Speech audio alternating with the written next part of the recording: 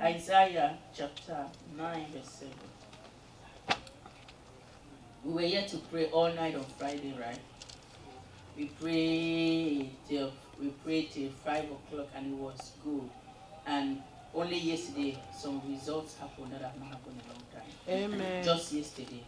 Amen. That have not happened for a long time. It was like, what was happening? Amen. That thief was arrested. Amen. Amen. Amen. Amen. Isaiah 9 verse 7. He said the increase of his government, of the increase of his government and peace, of the increase of his government and peace, there shall be no end. Upon the throne of David and upon his kingdom to order it and to establish it with judgment and with justice. From henceforth forever, the zeal of the Lord of hosts will perform this. Of the increase of his government and peace, there shall be what? No, somebody say no end. No end. I didn't hear it from your stomach. Say it. No end. No end. Hallelujah. Amen. It means something with no end does what? Continue. It does what? It continues. It doesn't stop. Hallelujah. Does your money stop? Does your faith reach at the point and stops? Your faith reach, yes, there's some trouble that comes. Then your faith cannot stand it. You know what I'm talking about? Yeah. Hallelujah. Does your health stop? Yeah. It stops with some people. A place come in their life where their health has reached a level that I can't break through. Hallelujah. Amen. Praise the Lord. Hallelujah. It says, on the increase of his government and peace, what shall be? No end. Yet the Lord said, what he is doing will do what? It will not cease. It will not stop. It will not come to a point and then it gets to a barricade. Many of us have come to the point in our life that some areas in your life came and they made a stop. They came and they made a roadblock. They came and made opposition. They came and they made a wall. And then you see they made a mountain. You really want to cross to the other side, but you can't do what? Cross. It looks like you have come to an end in your life. There are some people who came to the end of their life that they have to do what? Take away their lives. They have to do what? Do away with their life because today they didn't see a way out. They didn't see. They said the end has come. What is the need of being alive? My end has come. I have to do away. And many people die because they always see something has ended their life. And what happens, even though they don't take away their life, but everything around them dies. Their relationship dies. Their passion for living dies. Their desire for life does what? Dies. Their drive to go to work dies. Their drive to clean their house, it dies down. Their drive to have a happy marriage or raise up children with enthusiasm, it dies. I know they live like they are in a cage. Sadness is their breakfast. Gloom is their breakfast. All they don't see, no enjoyment, no peace in this world because they are the thing and they believe that everything has come to an end. When the Titanic ship was sinking, what happened? The captain did what? While they were rescuing people, what did they do? He went down into the boat and did what? And smoked cigarette. And he smoked and he knew that was the end. He knew that was the end of them. And did what? He took away his life. But other people refused to do what? Take away their life. They stood there in the sinking ship until help came. Until help did what? Came and they got out. Some people were saved, but some people who give up easily, they die because they believe what? The roadblock is there. My end has come. I am not good for nothing. I cannot make it anymore. There's no way out of me. There's no help coming my way. The Bible says, of the increase of the government of God, it is unstoppable. It is unquenchable. No roadblock can stop the movement of God, the glory of God, the gospel of God from increasing. So when we are dealing with God, then we come to opposition and we stop. It is us that stop. Jesus never stopped. When we come to a place in our life that we can move or advance in life, it is not our God that has stopped. It is us, because we see the situation bigger than us, because we think there's no way out, or because we don't know what to do. But when Jesus faced opposition,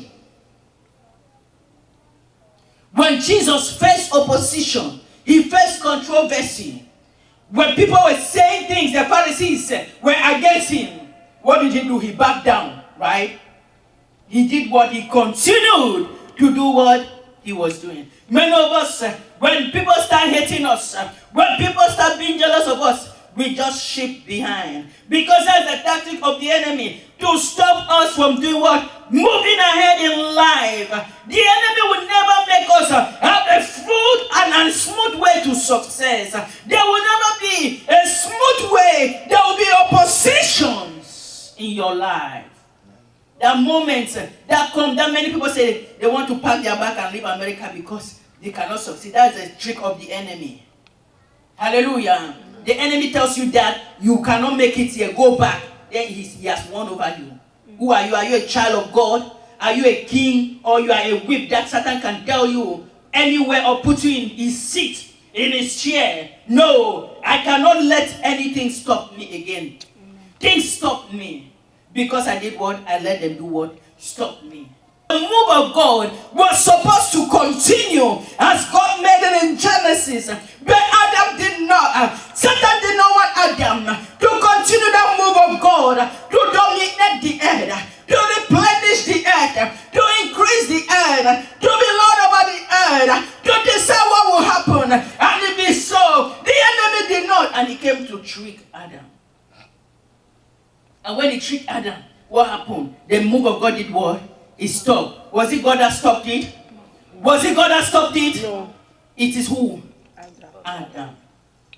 Hallelujah. Amen. Hallelujah. Amen.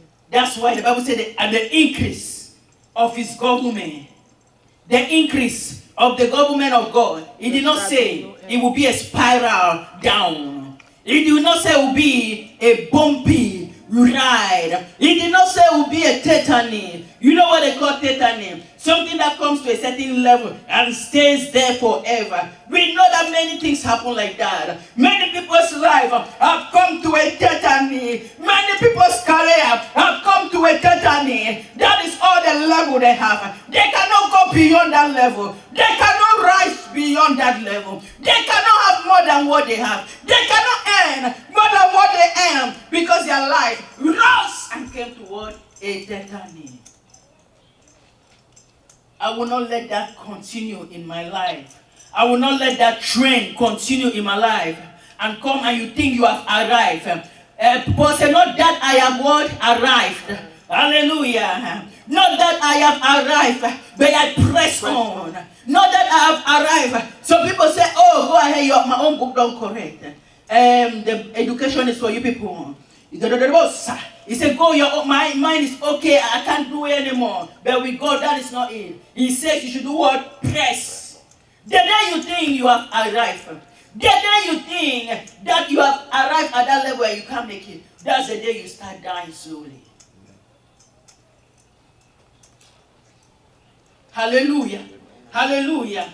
The Bible said the kingdom of God is what? Like a mustard what? A mustard tree that a man sows, and then it becomes what? A great tree. Means the kingdom of God has the ability, ability to do what? To spread, to increase, to grow, to advance itself. It always starts small, but it does what? It keeps growing. When the Bible says of the increase of his government, it means Jesus was sent down on earth with one purpose in mind, to take over. Hallelujah. Amen. He was coming to do what? To take over. That's why his word says to what? Occupy. Till I come. Take over. God was sending him. He didn't just say come and live and end in Jerusalem and it will be over. He was coming with what? An intention to spread all over the earth. Amen. Hallelujah. God is not a God of, he's a God of vision. He sees the little beginning to the very end. He sees, he starts something, and he envisions what the end will look like. That is why when we start ministry, sometimes when we look at the present, we get discouraged. But when we look at the end, we see something big. And when you see the end, you do what? It busts your morals to do what? Why do students graduate from school? Because they see the graduation day. Amen. Because they see the certificate and they see the rewards Amen. that those certificates will give them in future. Amen. If not, they will never have a desire. They will never have the push. They will never have the press. Why do they graduate? Because they see money at the end of the school. Amen. Hallelujah. Hallelujah. They see a job at the end of their academy. What do you see at the end of your life? At the end of your dream? At the end of your career? What do you see? If you don't see a future, that is the end of you. If you don't see something big, you will never press. Hallelujah. So when Jesus was coming to earth, God did not just send him to mark time. God sent him to come and save all mankind. So it was a big mission. It wasn't a small task. He was sent to accomplish, to start something that will live forever. Even when he departed, he came to start something that will live forever. He started that movement in 3 years. It took 3 years to build a business, to build a working business. A food yielding business, something that never existed. It took 3 years to plant it. And after that, I said, okay, I've planted it and I'm sure it will go. I'm sure it will work. With the Holy Spirit that I'm living, with this model that I'm living, even when I'm not here, it will operate very well, unstoppable. It will operate because I've laid the foundation. So it took 3 years to train his disciples, to train the workers that will establish this kingdom. He came to show the way, and he came to do what? Train them to succeed. You need some training that you've not had. You need some training. They train us to succeed at work. They train us to succeed in our career. But you've never received training how you succeed in your life. You've never received training how you keep your marriage healthy, how you keep your children away from trouble. You've not received that training of what you establish in your family life. You've not received that training even from your parents. And when you don't receive training for something, you live by error. You try to figure out things by yourself. Some may work, some may not work. And you may get stuck somewhere. But like I said, the same thing that you get stuck at, somebody got to that place and did what? And just brush it off and pass without any difficulties. What is stopping you is another person's piece of cake. Hallelujah. It's a piece of cake. Hallelujah. The other person has received skills, understanding, knowledge, and training in that area which you have not received. It says what the kingdom of God intends to do. It doesn't come and get what? Stuck. Hallelujah. It is time for us to remove those roadblocks in our lives and press forward. Let nobody, let nothing stop you. Let no event, let no occurrence, let no system, let no government do what? Stop you. Let that roadblock not remain there. Let that roadblock, it has been there for 5 years. It has been there for 6 years. The devil is a liar. You will not let that roadblock remain in that place. It is time to kick it off. It is time to kick it off. Why? Because you are a government. It says, Isaiah 9:7. So what I want to say, I'll say to you today, you are a government in a government of a government. You know what that means? You are a government in a government of a government. What is a government? A government is a body of control of people, region, and territories. A government does what? It's a body that controls what? People, that controls region, and that control is certain locality area, territory. It's a government that exerts its control and influence over persons. A system that exerts control and influence over persons. I am a government of the government of what? God. The kingdom of God is what? Is the government, organization, the system that heaven runs on. Hallelujah. That's why I say heaven has come down on earth. God did not leave it far off where we cannot get to, where man could not get to. He had to bring that government down here on earth so that men can be partakers of another government. Hallelujah. Hallelujah. I am a government of the government of God, living in an earthly government. Hallelujah. The earthly government wants to gain control of you, their laws, their economy, their land, their taxation. This is another government that we live. We are a government where? In another government, and we are of another government. Hallelujah. And in this government, this earthly government, they have their laws that we obey to, right? Yes. That we adhere. Even sometimes you don't like the laws. We have to do what? And some terrible countries that you live, their law is biased and unfair, that you can't stand it. And they have their system of economy that they want everybody to adhere to. Work. You know, they have another system which is the taxation. The taxation, they tax you whether you like it or not. You have to do what? You have to do what? Yes. And if you don't do it, what will happen? Because they are a control. Hallelujah. If they can force you and you accept it, if they can force you and you abide to it, then what about you being a government? There are things you can force and control. Are you getting me? There are things you can do what? You don't just stay in life. You don't just look into things. You have control like the government has control. If you don't obey the government, what happens? Things have disobeyed you, yes or no?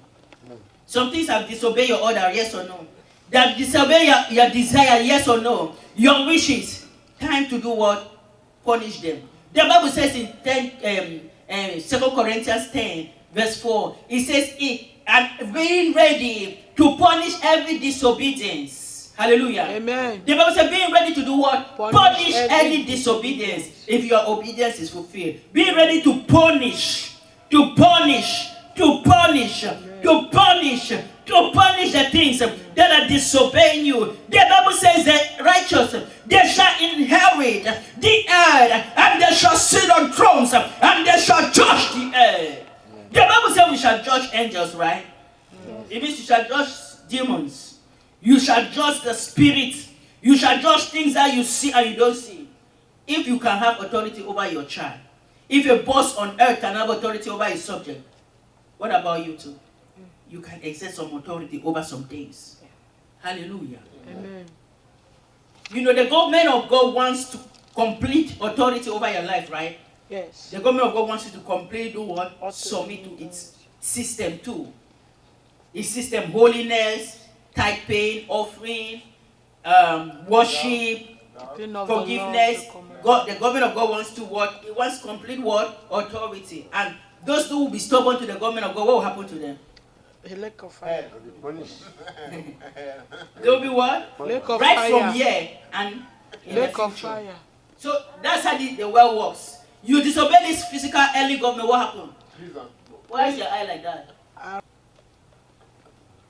You disobey the earthly government. You disobey the heavenly government. Then why do you let go things to do what? Disobey your order. Oh Lord. Why do you let things to do what? When you are what? Are you obedient to the government order? Are you obedient to the government of heaven? Let me see the people who are obedient to the government of heaven. Hallelujah. Can we clap for them, please? If you are obedient to the government of heaven, the other things have to obey your government. Amen. It is a must. You don't disobey your Father in heaven. You don't break the laws of the land. Then other things have to do what? They have to obey you because you are a government too. Right in your home. Yes, you are governor. That situation have to do what? Obey you. That delay has to do what? Obey you. That sickness have to do what? Obey you. That financial turnover has to do what? Obey you. And also in your house, your wife has to do what? Obey me. Your wife has to do what? Obey me. Your children have to do what? Obey me. When they see how you obey God, when they see how you don't break the laws of the land, when they see you like that example, your wife will do what? Obey you. And your children will do what? Obey you. When the children see the mother, obey the father. When they see the children see the mother, obey the law of God, obey the law of the land, live a clean life. What will happen to the children? They'll obey you.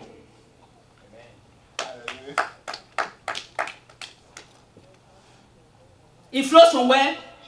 Up, down. Praise the Lord. Praise the Lord. It is all about a word, government, being in charge, being in control. If you are not in control, things will get out of order.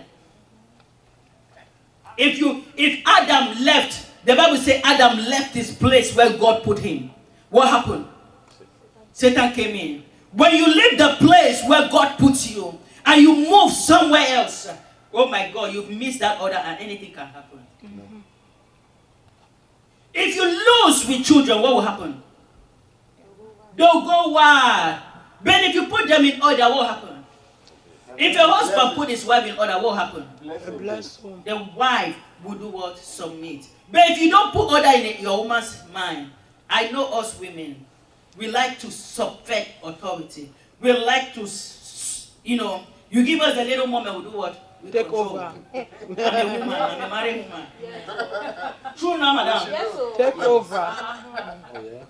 If you don't have a hard husband, if you don't have a disciplined husband, an organized husband, a wise husband, not like the husband of Abigail, if you don't have that kind of husband, before you know, Lucy Tene will take over. Yes, that's true. I have a husband who does what puts me where I'm supposed to be. Tells me what I don't like to hear. Say what I don't like to hear and disciplines me when I go wrong. Because he wants to do what? Put order in his house. His house is his government. If you can't rule in your house, you can't rule somewhere else. That's true. That's true. And the first place to rule is your life. You have to rule your life. Your life is the first place that needs order. If you cannot rule your own life, you cannot rule the next thing around you. Hallelujah. Amen. First one is what? Self-governance. You have to govern yourself. You have to do what? Discipline yourself. The Bible says no one that strive for the mastery. That strive, the Bible says everyone that strive, 2 Timothy 4. Everyone that strive for the masteries, 2 Timothy 2, is temperate in every way. It says anyone that strive to succeed in life, to make it to the finish mark, to make it successful, disciplines himself. He does what is temperate. He disciplines himself. He said no one that goes to war entangles himself with civilian affairs. Anyone that wants to make it does not live like a civilian. He does what? He lives like a soldier. You see how soldiers, they live very disciplined. If you don't discipline, they'll discipline you very well. Because why? They're ordering your life, because the order that they will put in your life will give them the results. That's a soldier right there, right? Mm-hmm. That's why they don't give us the same training. They have a different training from the rest of civilians. Because why? They're trying to order their life so that they can get the results that they expect from them. You can never get the results if you don't discipline your life. If you don't govern your life, govern your appetites, govern your mouth, govern your spending, govern your mind mentality, govern your dressing, govern the way you live your life, you can never get the results. Hallelujah. Amen.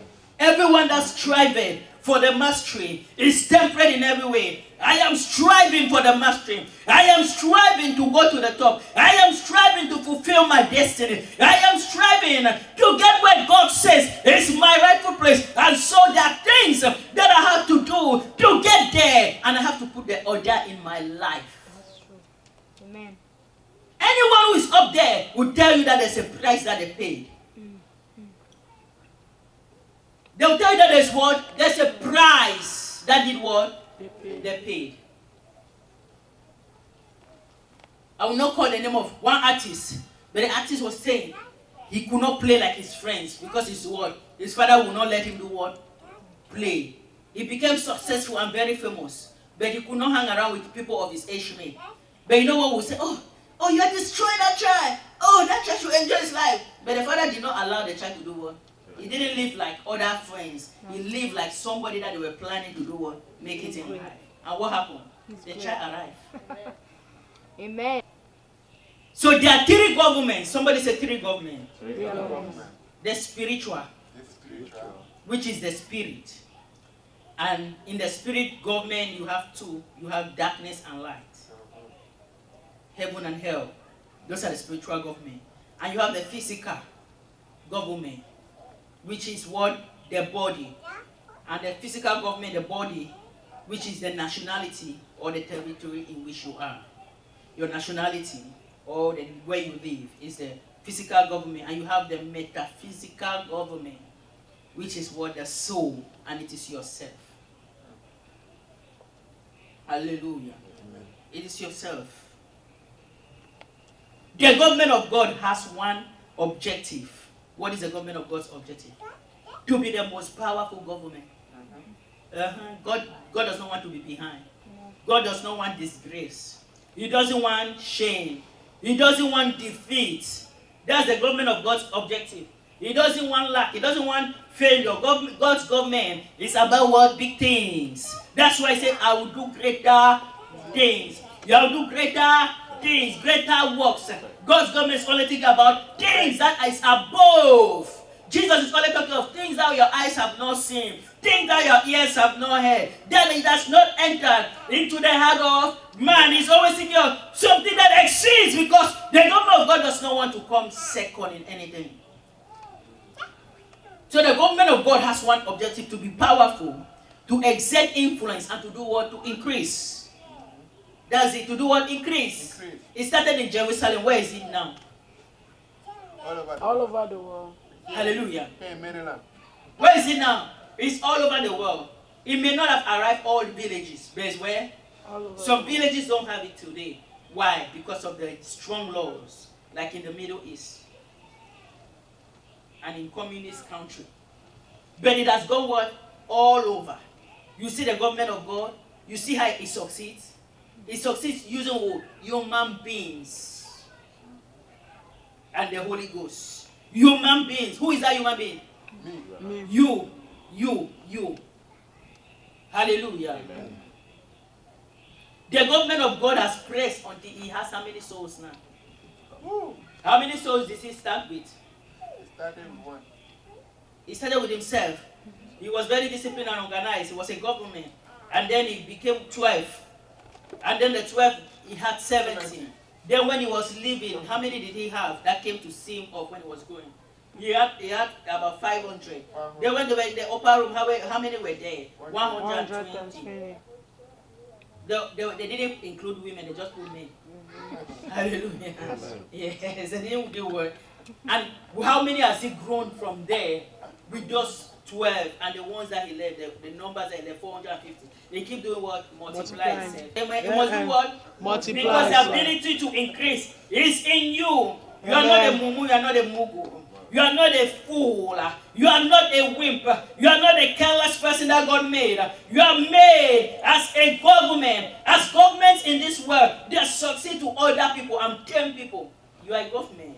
You can increase. Amen. Hallelujah. Amen. Some governments in this world have been able to increase their sizes. Hallelujah. Amen.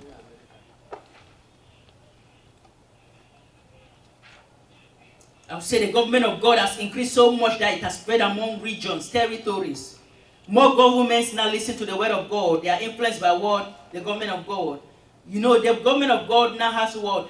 What do we see in the last days? More money. The church now has more money than before, right? Yes. The church now has more power, right? Yes. More miracles than before, right? Yes. It has more healings than before, right? Yes. More revelation than what? Before. And more teachings than what our predecessors of the 18th and 17th and 16th centuries had. The government of God has advanced, so it has done what? Increase. Somebody say increase. Increase. Somebody say increase. Increase. You know the graph of increase. It goes from downward Upward. So as the government of God came with an intent to do what? To take over. God has put you here to do what? Take over. Somebody say take over. Take over. Not just, that's why Abraham, he told Abraham, leave where your father and mother are, go. Leave. Abraham was like, oh, you're going there, you suffer. Look at what your father has, you'll miss it. Look at what you have, you do what? You'll miss it. But what happened? God took Abraham from nothing and gave him what? And everything. That cannot be what? Because God knows that when you are alone, the next thing is when he plants you, he will do what? Increase you. The Bible says Abraham 370 soldiers that he trained them, that were born in his house, and he trained them to fight for him, to defend his wealth. Just his soldiers.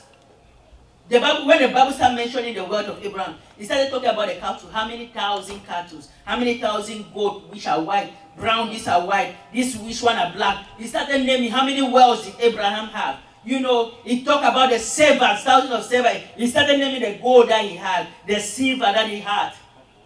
God took him from little, nothing, and did what? Multiplying. They took a seed.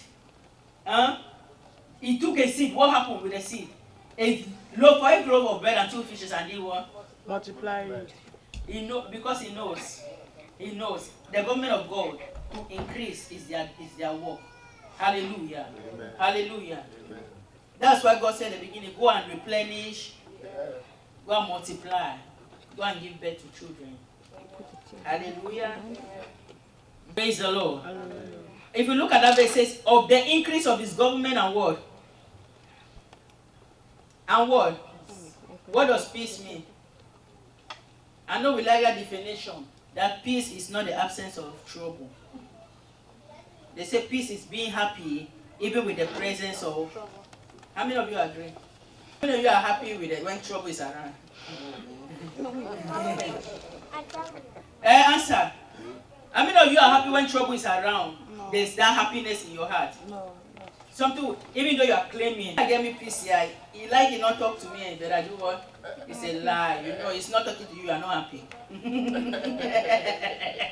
Is that the definition that government says? It said the increase of his government and the increase of his word, peace. Peace means winning, victory, advancement, tranquility. You know, peace means you put an end to the things that take away your tranquility. I noticed something. You know, many people say they have come to a place that there's nothing I can do about this situation. There's something you can do.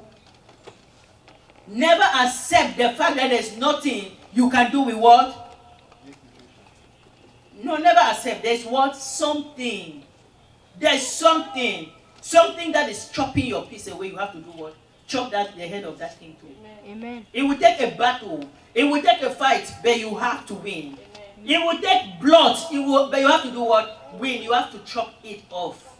And don't let that thing continue to put that roadblock in your life. Amen. Peace does not mean being happy in trouble, but beating down every trouble, mastering every worry and heartbreaking situation, bringing every trouble to book and move to the next level. Amen. In short, it is solving problems. That's peace. What has taken your peace or affected it, you have to bring it to book. You have to do what? Don't leave that area. Say, me, I don't leave me that area. That thing don't pass me. There is more than me. I can't just, it's over. I don't even think about it anymore. No, deal with it. If it did not work the other way, there's another way that would hit the head of that snake till it is dead. Amen. I am telling you, I'm a living witness on earth. When we come to a place and it doesn't work, oh, have you seen something, you know, you are struggling to do something. That thing has taken your attention, your energy. I hate when I want to succeed somewhere and I get stuck with trying to know how to solve that problem or get that machine working or get it. They just see somebody like my husband just come behind and just send his hand and they one like this. And the thing is working. It's something that I've spent days, weeks trying to figure out how it works. You spend months to find out how it works. Then you just call somebody and the person just tell you, just do like this and do like that. Have you noticed that? Yes. It means anything that has a roadblock in your life has something to conquer it. Amen. Amen. He has a wisdom to do what? To dismantle it. Never say that you can't get out of this situation. Amen. Never say it cannot work. Daddy used to tell me, why waste an hour trying to figure out something? Call these people and they'll do what? They will help you. Call them and tell them that this is what you're going through. And they'll do what? Help you out. And sometimes I will struggle and get frustrated. You've wasted 2 hours trying to get around something. And when you call, within 15 minutes, then everything is what? Some people know how to do what? There's no problem that does not have a fixer. That does not have a solution. Because you are a government, you can do what? You can handle it. Are you like the government of where you come from? You know what happened with the government where you come from? When something is hard for them, what happen? They abandon it. You know that? But you know, in this, I've never seen something hard in this place that they are not working night and day to do what? Fix it. Have you noticed that? Yes. Have you noticed that? They are working what? Night and day. They will have one thing in mind. Goal-orientated. Results. That's what they want to have in their mind. That's where we come to play. We see early governments. We see governments that have failed. Have you seen governments that have failed? I mean, know any government that has failed. There are governments that have done what? Have you seen other governments that are succeeding? Yes. You know governments that are succeeding? Yes. American government. Praise the Lord. Hallelujah. Hallelujah. Because what? Who? The leader. The leader makes it work. The leader knows it's a government. He knows there's nothing. Don't tell them that we are stopping at this place. Don't tell us that there's a problem that we cannot do what? Look for what? A solution. We must gather the people who have what? The solution. We must train the people, educate the people that have the mind to make things happen. That's why they invest in education. Because education will help people to do what? Solve some problems. It will help people to generate understanding to do what? Solve problems. Praise the Lord. Increase of his government there shall be no end. So it means it is unstoppable. We are called to be unstoppable. Just like the bar chart keeps going higher. Just like the staircase. The staircase does what? It goes what? One level to another. So you see, when the stairs you come, this is the one level you climb. And the next level you meet another block, right? Yeah. What do you know? You need energy. But some people will come to this place, they say, no, it's what? They can't get there. You need energy. It needs you. Amen. So it's a constant gain. Just like the governments in the world, some experience growth in economic industrialization, inventions, academic prowess, depending on who is on the throne, the leader and head of government or the president. Amen. Amen. Upon the throne of David, right? God says he will increase his government upon the throne of a human being. Do you know that David had a throne? When did David have a throne? When he was anointed king. That's a lie. David had already had a throne long before he could be even made a king. Because he killed what? The bear. He killed what? The lion. He killed Goliath. And he was the best minstrel player. He was playing the instrument. That's why he came to the palace, because he was the best. He had already trained himself to be what? A king. He had already trained himself to win, to defeat, to conquer. What is going on in our life now is a training process. We, some people are refusing to adhere to that training because it is hard. But you have to kill some giants to present yourself to the world in the future. You are a king, says the Bible, but you are you ruling or you are absent? Are you an absentee king or you are ruling the situations? Do you think like a king? Do you act like a king? Do you walk like a king? Do you live like a godly king? Every king wants his kingdom to influence, to increase, establish, and be powerful. That is a desire of every king. To have influence. Every kingdom wants to grow. So therefore you have to do what? Everything that it takes to do what? To stay on top of the game. So why do some people fail? Or why do some governments fail, like I can put it?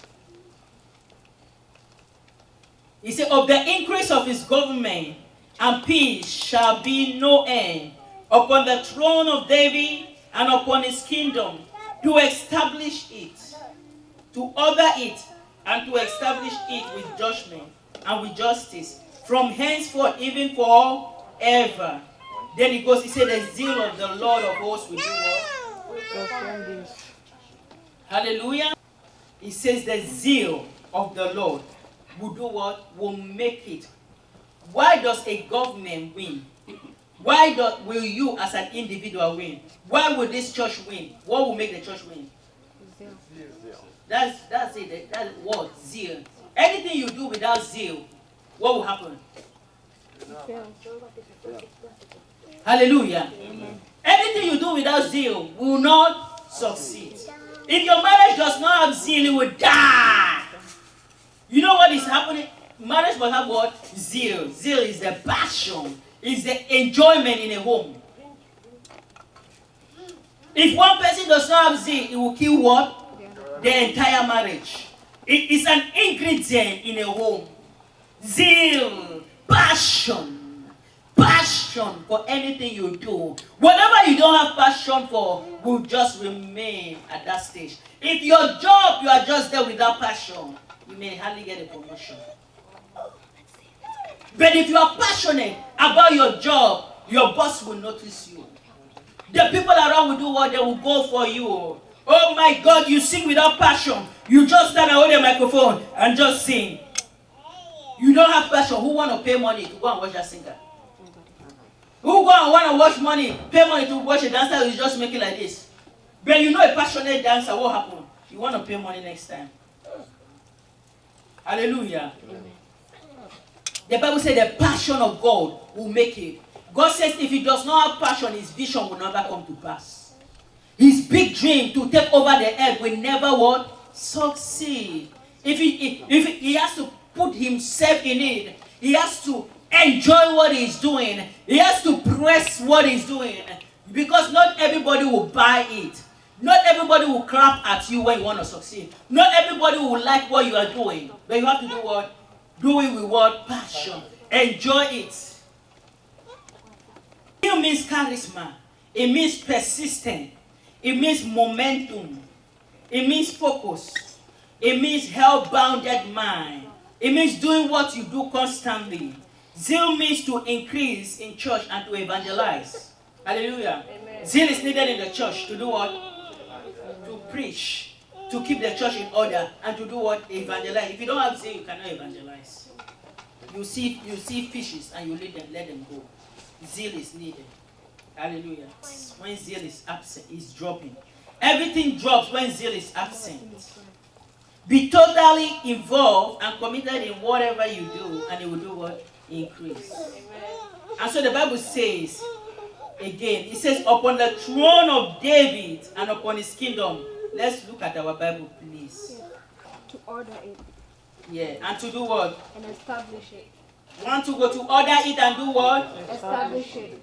What is order? What is order? Organize. Yeah, putting things in a form that they can run smoothly. Hallelujah. Making sure nothing goes out of hand. Nothing goes out of control. Bringing it to justice. He says he puts that government in your life. He makes you a government to order things. To put things in order. So the first thing you have to put is yourself in order. That's true. Hallelujah. Amen. The Bible says when men sleep, the enemy will do what? Sow seeds. So if you are sleeping with your brain, many things will happen that you will realize in your life that they were not good and they destroyed you. Mm-hmm. But you have to do what? Put things in order to prevent the enemy. To do what? Bring it. Yes. He says you are a government. Don't let things control you. Don't let things control your peace, control your future, control your sleep, control your body's pain or enjoyment. Don't let things control even your bank account. You have to be what? In charge. Amen. Hallelujah. Amen. I know when that moment you don't like somebody to listen when your tongue is out of control, right? There are some people when their tongue goes out of control. Oh my God. You start hearing F word and cursing. Hallelujah. To order your character, you have to put your character under check and control and balance. Your character as a Christian. Your character has to distinguish you from the rest of the world. You have to do what? Order your character. If your character has a lies a lot, what do you have to do? Order it. Hallelujah. Amen. If your character likes to take things that are not yours, that is why I think they need to order the whole of most Africans, their character. Corruption will end. Because they like to do what? Take what is not theirs. Take what belongs to the government. Take what belongs to the community. They take it and they sleep on it and they enrich themselves and the rest of the people do what? And impoverish. They need to order that area in their life. Amen. Amen. Hallelujah. Amen. If you are very lazy, you need to order yourself. You will not succeed. The Bible says a little sleep will lead to what? Poverty will come like what? An armed robber. Order your health. If your health is sick, you know you can keep yourself healthy. You can do what? Eat right. You know what I'm talking about? You can exercise before they diagnose you with a sickness. Before the doctor is giving you a name of a terrible disease. You can do what? Order your health. And not only that, if you are sick, you can get out of every sickness. I'm telling you, every sickness has cure. Everyone, don't hear what we hear on TV or the print everywhere. Every sickness will ask what? You can come out from every sickness. I'm telling you, and I guarantee you. Amen. And control your mind when your mind is going. And the Bible says to establish it. So God's kingdom did not just come to be here and make influence and do what? And go. He wants that even though he's gone, he does the same effect that he did when he was here. And we still see the effect of Jesus being imprinted today. So establishing something means, it doesn't mean just starting a business. It means put a business and place a model in it that even though you are not around, even though you live and you go forever, that business will still be up and running. Sometimes we see some products that you buy, say that they run this business established since 1885. Have you seen that on their level? Yeah. But you see some other businesses, as the owner is gone, what happens? It closes, right? It does what? It closes. Yes. In your family, in some families, when some big person and somebody was keeping the family, if he dies, what happened? That family is broken. Okay. Huh? Somebody says no more school. Some people will not go to school. Hallelujah. Once you are doing something, do something in mind that you will live. They will live to remember that thing for many generations. Amen. Even after you are gone. So that's God's plan, to establish it, to make it running, to make it. Has your mother ever traveled and leave you people at home and then they come back and meet the house exactly the way they expected? That we can be people that He can entrust anything in our hands and we do it exactly as He wanted it to be done. Why do they fire people? They didn't do it exactly as the boss or the company wants it to be. They do it their own way below the company's standard. Hallelujah. Amen. How are you serving God here? Is it the standard that God expects you or the church expects you? No, it will be below. Yes. Hallelujah. It's below that standard. God wants you to be His establishment on earth. He wants you to take charge. You are a government. Say, I'm a government. I'm a government. I'm a government. I'm a government. I want you to take this moment, look into your life. What are the things you have to put order in? What are the things that you have to put order in your life first before you start putting order in the realm of the spirit? What are the things that are disobeying your order? I want us to take time and then pray. Hallelujah. Amen. Even the government of this land do respect you for being there. So you should also know that you are not a common person. Just like David had his throne, you too have your throne. We can't let that throne be vacant. We can't let demons sit on our throne. We can't let the universe control us. We can't let unseen things take control of our life. It's time to take charge. It's time to take control. I sit on the throne that God has placed for me. I remove weakness, tiredness, laziness, complaint out of my life. I remove it to sit upon the throne. I remove it to sit upon the throne. I remove it